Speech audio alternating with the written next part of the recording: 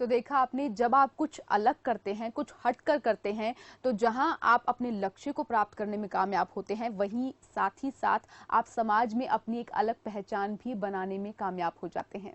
चलिए आगे बढ़ते हैं। मेरठ के औरंगाबाद गांव में करीब 1800 साल पुरानी मूर्ति मिली है। ग्रामीणों की माने तो ये प्राचीन मूर्ति सूर्य देवता की है, जो कई साल पहले काली नदी की खुदाई में मिली थी। उसके गर्दन से ऊपर का हिस्सा जो है वो टूटा हुआ था। लोगों ने उसे गांव के मंदिर में रखवा दिया था। ग्रामीण मूर्ति को ठीक करवाने के लिए हस्तिनापुर गांव ले गए थे और जहां पर उसके प्राचीन होने की जानकारी मिली थी। साथ ही मूर्ति की कीमत करोड़ों में बताई जा रही है।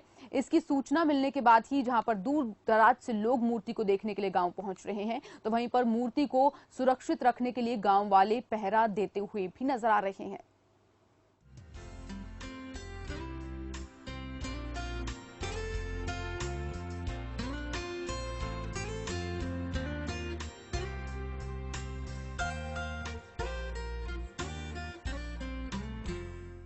मेरी शादी को 19 साल हो चुके हैं और जब से हम यहीं पे देख रहे हैं इसे, शिव जी के पास में मंदिर है यहाँ पे शिव जी का, और उसी के पास में रखी हुई है ये। और हर कोई इसे पूछता है, सभी पूछते हैं गांव में इसे।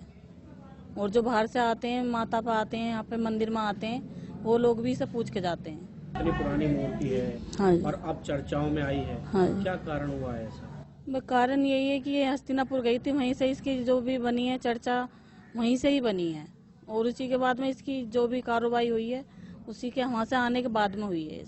क्या बता रहे हैं इसकी बेशकीमती? क्या बता रहे हैं? बेशकीमती ये है कि इसका पत्थर बताया गया है कि पत्थर बहुत कीमती है, ये करोड़ों में जा रही है इसकी कीमत, और इसे कोई भी इसे ले जा सकता है, यहाँ से उठा के नहीं है। बताया जा रहा है जिस तरीके से कीमती है ये, तो उसके बदले में कोई दूसरी मूर्ति देने का भी ऑफर यहाँ पे हुआ था?